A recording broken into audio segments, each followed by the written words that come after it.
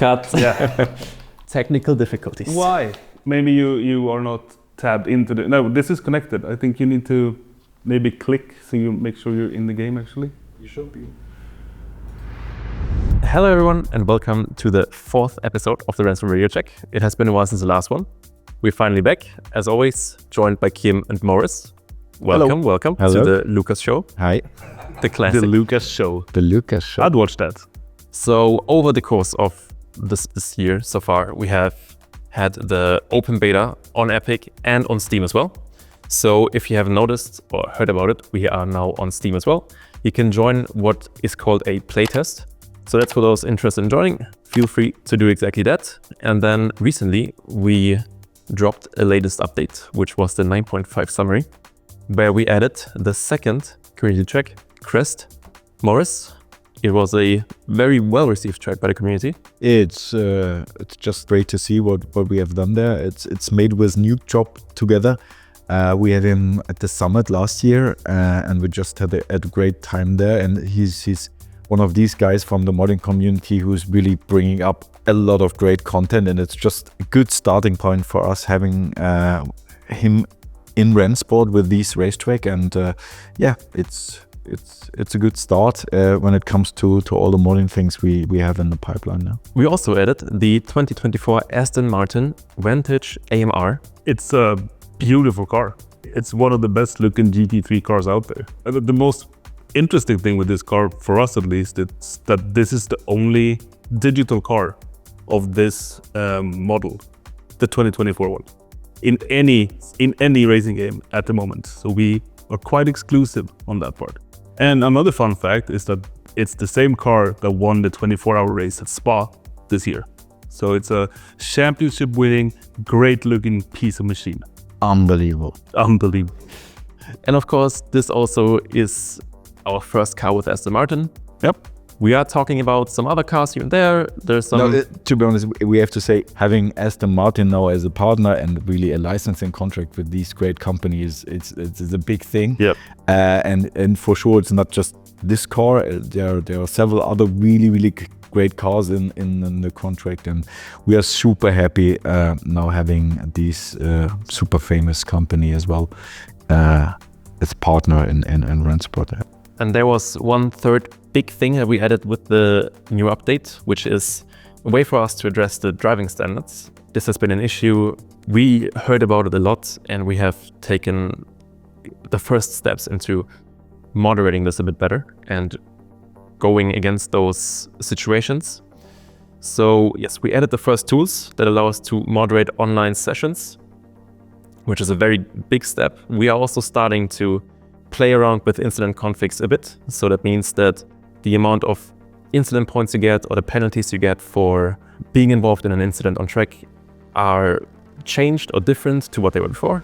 And they're going to be changed over time regularly because we're testing stuff, seeing what works best, listening to feedback from you guys. It's what we have always done and what we're going to do from now on as well, of course.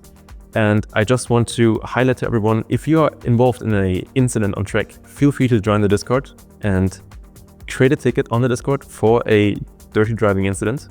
And we will look at it and we will moderate it. It helps just get the whole driving standards a bit better in the beta right now. And for sure, having really driving standards is for me a very important part, because this brings the fun if you race online. It's maybe not really 100% good, and from time to time it will not work perfectly at the moment. So Discord is needed at the moment to report it. With early access, I think we will have the first tools where you can do it direct in the game, so not going through Discord. So that's the next step. And it will be for sure a very long process. We need to optimize the system, but we think this is super important to create a positive and great environment when it comes to online racing. And that's definitely a topic we have on the list and we are working on very hard. We're also attacking this problem from a lot of different angles at once. So it's just not one solution that fixes it all. We're looking at how we can change the contest structure, how people can actually join certain contests, and to make sure that we can cover these bases from many different angles. With that said, let's talk about the big thing for today, What does early access mean? The main goal for us with early access is to take this product that we have, which is a great product in many ways, but to turn it into what feels like an actual game and an actual experience and not just a development tool for testing some racing. So that's what we have been working on. And if you remember, like from last year, we built these crazy low-key mock-up concepts, and to see it starting to come alive now today has been a huge achievement for everyone involved. Early access will definitely bring the final UIUX we are working on since I would say more than a year, very, very hard. Yep. And we are all super happy now really jumping into the new UIUX and really letting the development UI behind us. We are all really a bit bored of the UI we had for the last years, but it was for the development and therefore it was really, really quite good.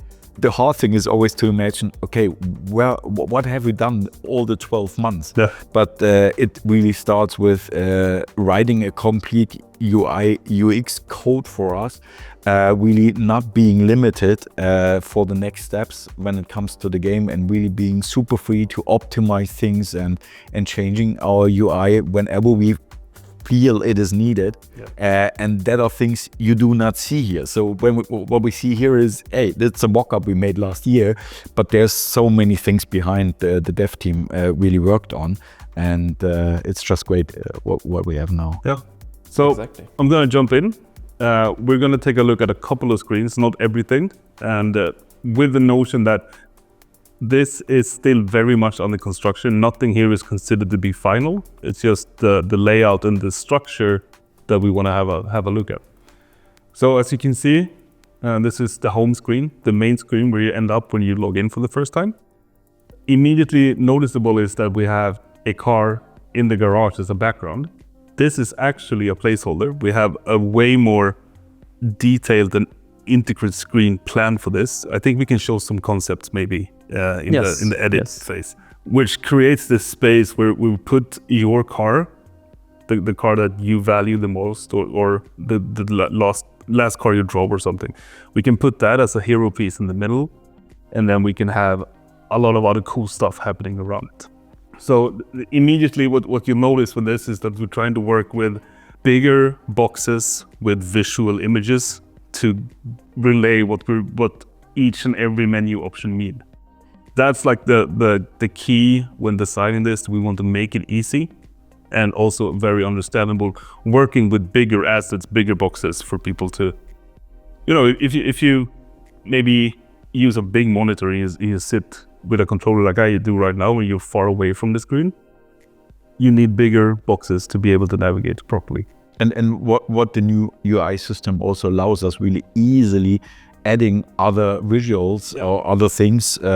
So just having things there temporarily to push things or to show things, so that is all now possible, and that's really a big advantage we will have in there. Yeah, so we build it very dynamic. So if we run a weekend, for example, where we do a Nordschleife, a 24-hour kind of race, we can put that on the front screen. So you only have one click to enter this special event kind of thing, or stuff like that. So, like I said, if we go into multiplayer, as you can see, then we structure the options that is related to multiplayer with, right now it's official contests, leagues, and custom contests. And then you go one step more and then you can set it up. It's not going to be in this build. And same really goes for single player. So right now we have two options, which is quick session and time trial. Quick session is more for like the practice thing that you might do before you join an online contest, for example, whilst time trial is the feature we added earlier this year, where you compete against other players' times on different tracks and setups. It's a lot of fun. It's actually very fun. We recently also made some very good updates to it, so it's working a bit smoother now than it did before, which is always fun. And I think here is also a very good example of how we refresh the UI if you compare it to what it looks like today. You can see that the lists are bigger, there's more space, it's easier to read, it's easier to look at things at a glance. Why I'm fifth in this and not first, I cannot really explain, but that's what it is. I know the reason. And then you can see stuff like the rankings immediately available on the screen. You see the fastest lap, obviously in the time trial, that's going to be the top position, but we still have the icon for a fastest lap.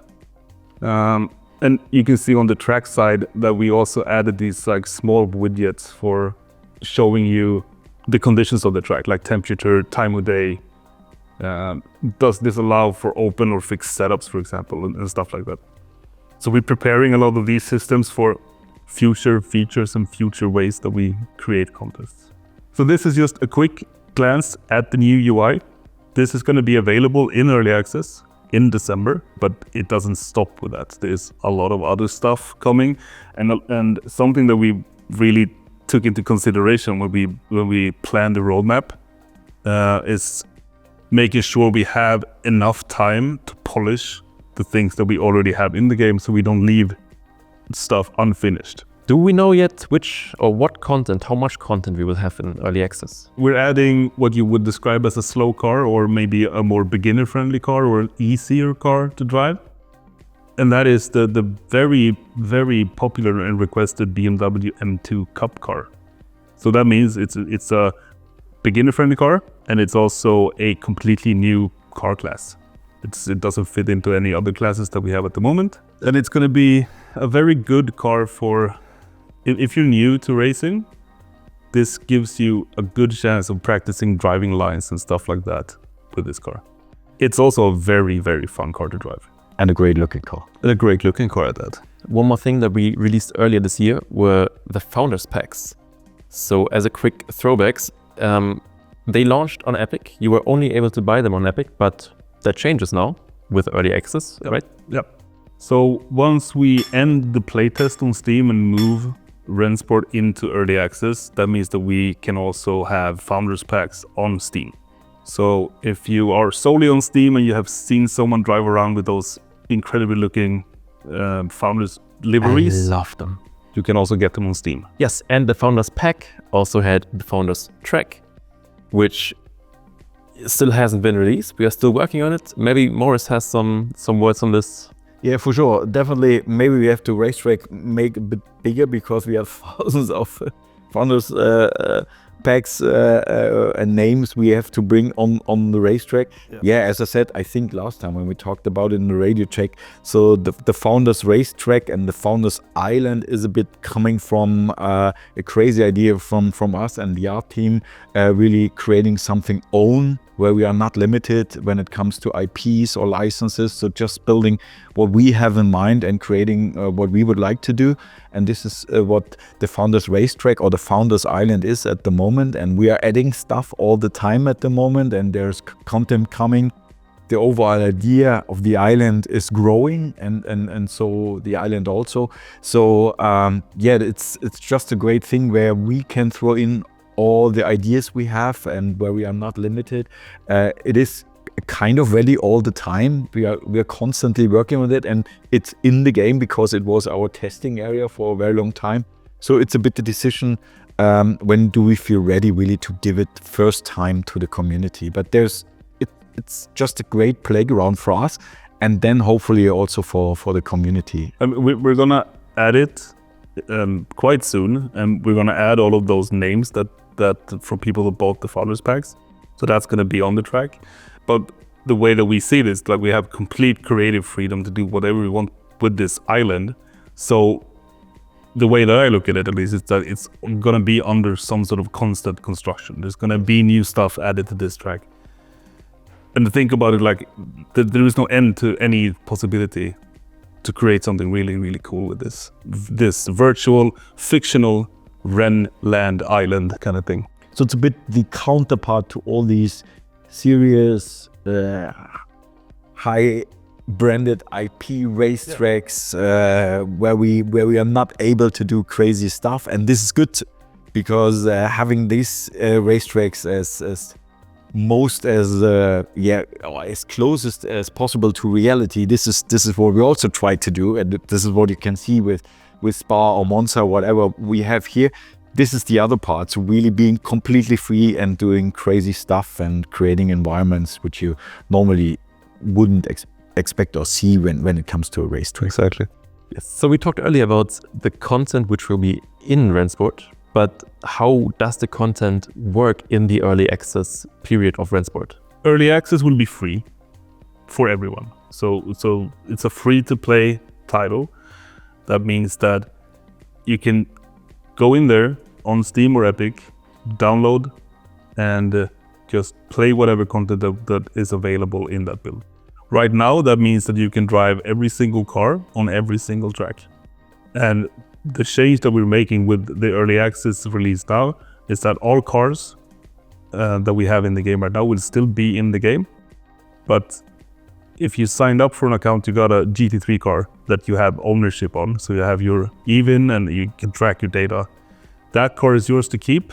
All the other cars are going to be available in the store, whilst all the tracks that we have currently are going to remain free. And that's like the staple that we're trying to build towards, right? That we're going to release more tracks, and tracks will be free for every player, with some exceptions like the Nordschleife that is in the Founders Pack, for example. There might be more exceptions in the future, but in general, tracks are free, whilst you have to acquire cars via the store or events or through the sign up or yeah. And is it the same as how it will be when the game finally releases? So we will definitely always have a car if you sign up. You will always be granted a free car, but we will take away the GT3 cars from the sign up and replace that with something else. But maybe this is definitely the motivation now to download the game in open beta, because as long as we are in open beta, you will have the chance really to pick a GT3 car and own a GT3 car for free and keep it forever. Yep. So you can build history. You have the EFIN because it's your car. So this is, I think, a great motivation really to download during open beta and securing your GT3 car for free. And if you're a person who only wants to drive a Mercedes GT3 on Spa, if you register now and get that car, you can drive RENNSPORT for free forever. You talked about being able to drive the cars you own, but will you have the chance to also try out cars that you don't own? Yes. So any car that you own that is marked in the game as owned, you can drive in online contests. We're also going to offer a system for if you want to try a car that you might not know if you like enough to buy it. We have a system in place where on a weekly basis, we can rotate a couple of cars that will be free. And what that means is that you can take that car into an online contest and drive it in a time trial or do whatever you want with that car during this free period. And that this way you can maybe try a class that you never tried before, or a class you didn't know if you would like or not, and maybe find new things that you enjoy driving that you would never have tried otherwise. And then if you like it, you can also get that car via the store. And the difference between a car that you own and the car that you get for free during one of those periods, what is the difference there? So the main difference right now in early access is that an owned car, like we discussed earlier, tracks some data points, like you track your kilometers driven, you have a specific even, and you have the date where you acquire that car. In the future, we will add to this system, we will add more data points and other things that is connected to what it means to actually own that car. And the difference is, in the free car, you don't track the data. You will not be able to put any liveries on a car that you currently use for free. That's going to be limited to the cars that you own. Awesome. And liveries and stuff, how would you get them? So liveries, this is a big topic, of course. How do you customize your car? That's very important. And we have a couple of different ways where you can acquire liveries already. We've done a couple of events in the past. The Beast of the Green Hell is a great example, together with Mercedes on the Nürburgring. So we will keep doing those. There will be ways for you to get event-specific liveries through various promotions. And also, we're introducing with Early Access a Battle Pass, which will also include liveries. And then we will work with designers and creators to also offer liveries in the store, where you can support your maybe favorite livery creator and get a livery from the store. And then we can work with them to create more and new exciting stuff, right? And Morris, we have a community question which ties a bit into the owning a car topic. The question was, what does even really mean? Even is a thing we created at the beginning of our journey. So this is really the idea we brought up, staying super close to the real world, where you have the VIN number in your car. So each car has this specific number, really, where you have just once for your car, and the number explains a bit what car model it is and where it comes from, and so on and so on. So there are some informations in this number, and there was a bit our idea, really creating these in the digital world as well. So to making it super clear that this car you own is unique, and we have a separate system on the back end, really just storing all these data and really exactly having the history where these e-fins and cars are coming from, and when we created them, and when they were given to the customers. So making it super special, and each digital item we have is a unique item when you own it,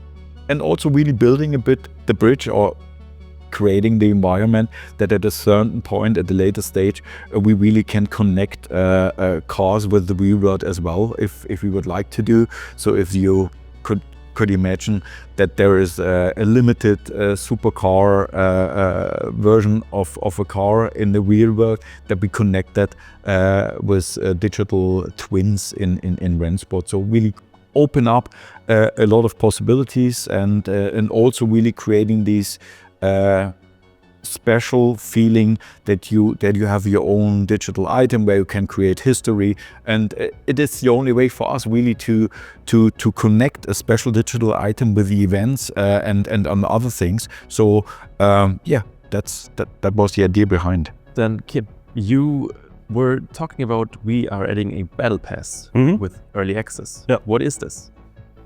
So a battle pass is let's call it a reward track that gives you a system where you progress through the game by doing racing or doing time trials, and you unlock certain rewards. And this is something that we're adding with early access. We've been working very hard at this to make sure that we can offer something that is, exciting and gives you an incentive to participate in racing while also unlocking things. And I'm feeling pretty good about the offering that we have right now. Then let's move on to some community questions. The first one that we have here is also very important for early access. When are you going to improve VR? Yeah, so this is a big topic and something that we have been discussing a lot internally, because we really believe that VR enhances the racing experience a lot. Like it's a very good way to get closer to the track. And when we introduced VR a couple of updates ago, we said that this is a beta phase for us. We need to collect feedback to be able to develop this further. And I think we got to the point now where we have the feedback that we need to improve this. So with early access, we're going to disable VR in RENNSPORT, so we can really go into focus mode, fix all of the issues that we have identified thanks to the feedback of the community, and then relaunch VR when we feel we hit the goal that we want VR to be. Mm-hmm. Then Morris, maybe something for you. Why are the updates so slow? That's always a tricky question. And always when I read it, or when I see it, or when it always is a bit tricky situation for me, because I immediately get the feeling, oh God, we are too slow. We have to push more and more. But on the other hand, I see it every day. The small team we have is working like hell around the clock. So, and to be honest, if you then come down and really think about a bit what the market is, or how it normally works, how long it takes really to create a game from zero. And beside that information, we are not started with an existing team. We started really building a team from scratch. We were just two people at the beginning with an idea, and we start building the whole team we have today. And this is such an amazing team. And when I remember, we showed the game first in 2022 on the summit. This is just 3 years ago. 2.5, 3 years, when I'm right. And the version we had there, this was not really more than, I would say, a technical showcase. Hey, we are here. Hey, we are here. For this, it works quite well, to be honest. So it's just 2.5, close to 3 years by end of this year, beginning of next year. We are a small company. We are coming from zero. I can just say I'm super proud of the team we have, with some really good partners like Theon.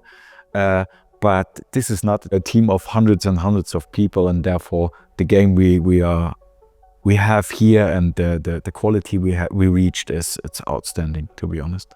And this is just the next milestone we reach, and what we are doing here is game as a service. So we will work at this product as long as we can. There are so many things where we are different to other products, and where we try to really create a bigger ecosystem or a bigger experience for the customer at the end. I think even if it might feel slow, I think that this update, this early access update, is the 4th or 5th update we do this year. Big update. Yes. Yeah. Then fixes and stuff we do also, but we did substantial updates from March up until this point quite regularly with this small team. And like our roadmap is way bigger than the team we have to facilitate it. So the ambition levels that we have are super high, and we try to do what we think makes the most sense at any given time. And we always have more to do than we have time for, always. I guess just as much as you can say game as a service, it's also app as a service in a way, right? Yes, it's always going to be developed continuously. And the important thing is that both the game and the app feels connected. So what we want to do is to make sure that the visual language that we try to build up for the game also reflects well in the app, so they feel like they're part of the same ecosystem. Because in the end, the platform is what drives everything. Everything is connected to that platform. So what is possible to see in one part is possible to see in the other, and that way we can create some really cool things in the future. Kim showed the 3D garage we have in the game. This is definitely a thing we have in the app as well. When it comes to, can you see this golden nice car? It looks really good, actually. It looks really nice. No, so we added the 3D garage, where we worked on for a very long time, because there were several technical possibilities to do that, and we tried a lot, and we failed a lot. Yeah, but now we have it implemented, and it works quite well. It's just a cool thing. And really, the next step definitely for early accesses, to overwork the whole UI of the app, and really having it on the same level as the UI in the game, and also where we will showcase new parts like or new features like our club system and the 3D garage we were showing here, and several other things we will show first in the app, and then we will implement it into the game. One thing that also works well with the club system is something that was requested by the community a lot, actually. So we have this community question, which is custom multiplayer races with friends when? To be honest, there is no final date at the milestone plan at the moment. It will be definitely a part of the club system. And as I said, so we will start with the club system Q1 next year, implementing the first features of the club system into the app. And then it is the process when we are able really to add more and more features into the club system, and when then these features going into the game. And one part of this overall system definitely is having your own environment where you can create your online races and doing these stuff with your friends. Let's move back to the game again with another community question for Kim. When do you think AI is coming? AI is an interesting topic, and something we discussed a lot in the recent months. It's a very complex topic as well to get it right. But I'm happy to say that we have it on the roadmap. We have actively started development on an AI system.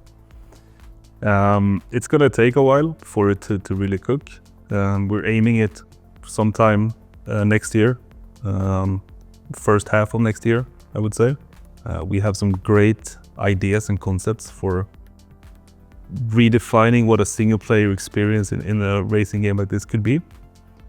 But that is heavily depending on the AI, which is in development. I know you will hate me because you always say I shouldn't say these kind of things, but we really freeze some resources from other features and brought them into the AI topic.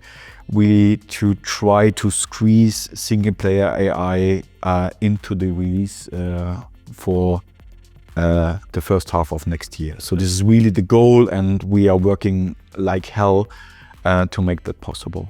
Now with first half of next year, you've brought up this very interesting time frame, because not only are we planning or hoping to release AI with that, we're also hoping to, or planning to release the full version of RENNSPORT with it. So early access starts early December, and we can't really commit to a release date just yet, but we're aiming it at during the first half of 2025. Yes. Exactly. Now on to the next community question, which is, do we have any plans for crew chief support at the time? We don't have crew chief support on the roadmap at the moment. We are, however, working on bringing some sort of like race engineer or spotter into the game natively. But just because the crew chief is not on the roadmap at the moment for us, like supporting that system doesn't mean that it can't get added to the roadmap. And then now we're coming to the final stretch here with the community questions. The second to last one is, what are we planning on doing in regards to optimizations for lower end hardware? We always wanted to use Unreal 5 to be like in the front lines of graphics and what a racing game could look like. And that obviously comes at a cost for lower end hardware. We've done a lot of optimization work during the beta, both the closed and open beta. We added a benchmark tool, for example, into the game so we can track some of these things better. And we're gonna do more optimization during the early access period up until launch. With the goal to, if you have a lower end machine, to at least be able to play around with the settings to find something that works for you. That could mean maybe lowering the amount of cars that you can see on track, for example, or finding ways to make performance better across the board. And the last question also ties perfectly into the performance topic, which is, when are you going to increase the max amount of cars on track? And do you have a goal of how many cars you want to have on track at some point? I mean, we run contests today online with up to 24 cars, yes, which is a doubling what we had in the beginning of the beta. So that shows you the progress that we made so far.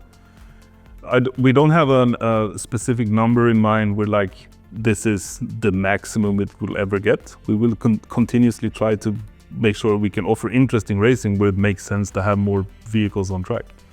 The dream is to be able to run an LLS race on the Nordschleife with 200 cars at one point. Yeah, one last thing we wanted to mention as well. We are planning the next summit for February next year, but more information on that will follow in the next Radio Check episode, because this one was focused on the early access. And now, Morris, maybe you have some last words before we say goodbye to everyone.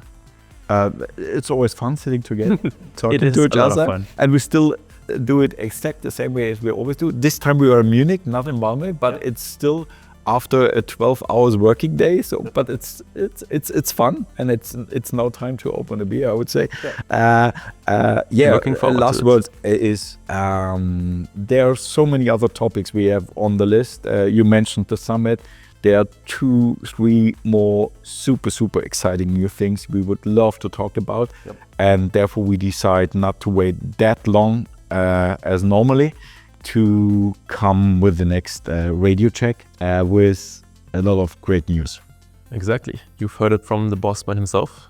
So with that, maybe Kim, one last bye-bye word. Yeah, I mean, I'm super excited about this early access release. A lot of the stuff that we've been working on from early this year is coming to life with this release, and it's super exciting to see it come to life. But as a final word, what I would like people to do is to wishlist the game on Steam, because it really helps us in the rankings. Exactly.